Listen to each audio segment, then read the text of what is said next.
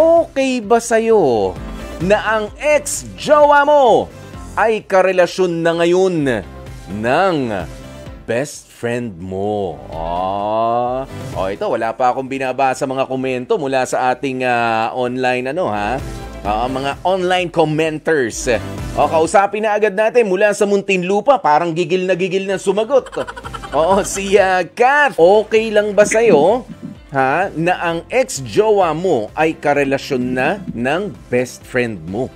Oh my God. Siguro friend, po, Kuya Poy, para sa akin, hindi ako agree sa mga ganyang setup Kasi para sa akin, bilang best friend kita, di ba po, pag mahal ng best friend mo, mahal mo na rin. Pero, by friends lang po, dahil best friend mo yung babae or lalaki.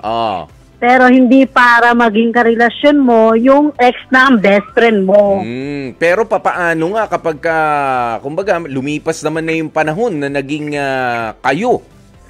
Tapos hindi naman din yung best friend mo ang naging dahilan ng hiwalayan ninyo. Papaano mo ngayon tatratuhin yun? Siguro po magkakaroon na ng agwat yung pagiging friendship namin para sa akin. Di-distansya pa rin. Awkward no? Awkward.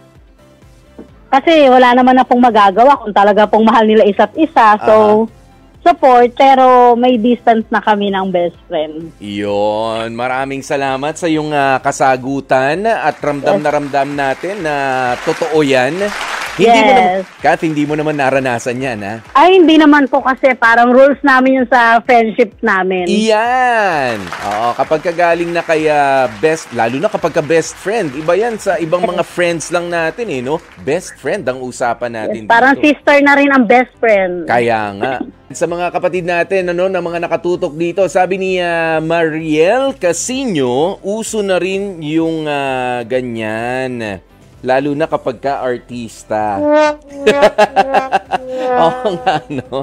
Pero pinag-uusapan natin, best friend. Hindi naman yung, sige, friend mo lang o nakasama sa trabaho dati.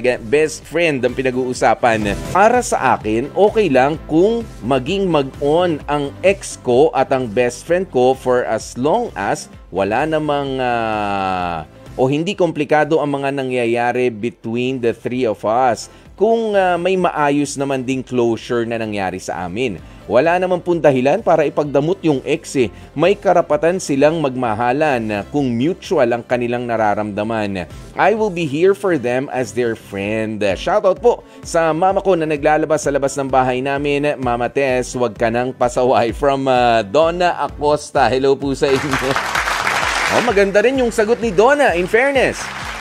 Kung wala namang kung hindi naman, kumbaga, dati kang jowa, tapos naging mag-ex na kayo, lumipas ang panahon, naging jowa niya yung best friend mo, kung hindi ka naman na nilalapit-lapitan, o hindi na nagpapakita yung jowa mo, friends pa rin kayo, na-develop naman silang dalawa, parang pwede rin. Ang dami na buhayan ng loob. Daming umasa. Ayan, sino to? Si Wilden Ramirez. Sabi niya, para sa akin okay lang kasi lalo na kung naka-move on naman na ako sa ex ko. Pero sa ngayon, wala pa naman akong experience sa ganyan.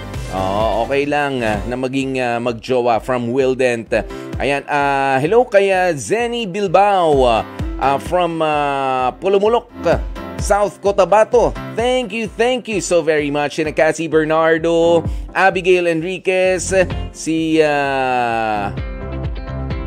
baba pa tayo ng konti. Sina Sergio Gonzalez.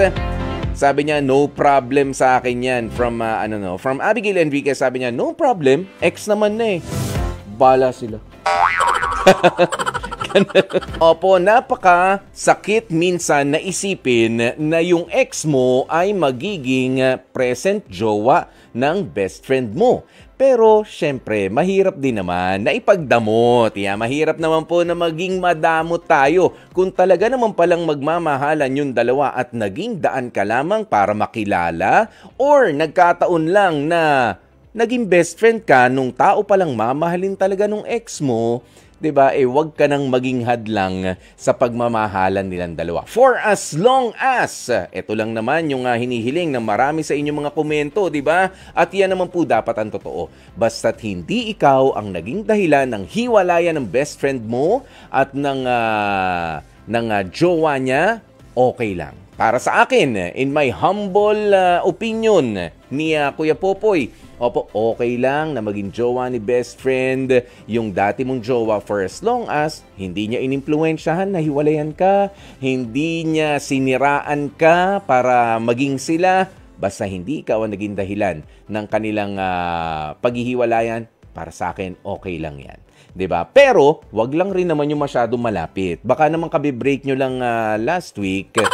Oo, tapos this week, si best friend na yung jowa. Iba rin yun. May mali siya dun. Oo. Yan. Pero tandaan po ninyo, no, mas mahalagang pangalagaan natin ang ating pagkakaibigan. Nga lang, meron talaga mga pagkakataon na yung inaakala natin mga best friend natin o yung closest of friends na tinatawag ay sila ang magkakanulo sa atin. Huwag na po kayong magulat. Kahit si Kristo mismo. 'Di ba? Kahit yung Panginoon nga ho natin, o isa talaga doon sa mga pinakamalalapit niya mga disipulo, pinagkanulo siya. Ikaw pa, o tayo pa, mga tao lang naman din tayo. 'Di ba? Kaya naman gawin na lamang natin na tayo ay maging totoo sa pagkakaibigan na ating ibinibigay din at sa ating pagmamahal na ibinabahagi sa ating kapwa-tao. Para kahit nasalbahihin ka, okay lang. Basta ako naging true sa'yo. Parang dito yan sa 92.3 True FM. Ganun yun eh.